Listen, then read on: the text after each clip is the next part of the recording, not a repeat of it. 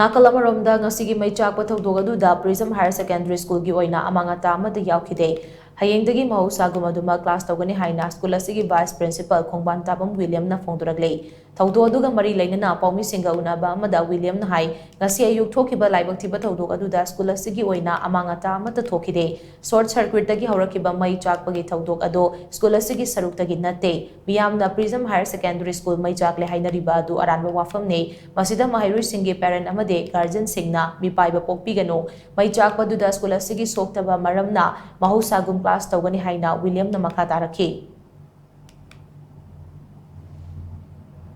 Ngasi laibak thiba thoudok asida koi school gi site de koi Amang-Ata amata lejade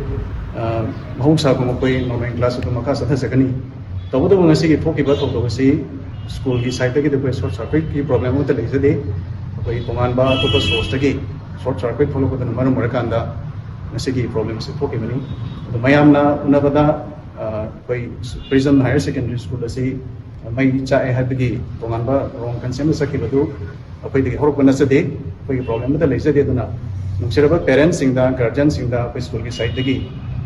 haijari madudi koi Mahousagum koi normal class makha sada sekane ha phamsi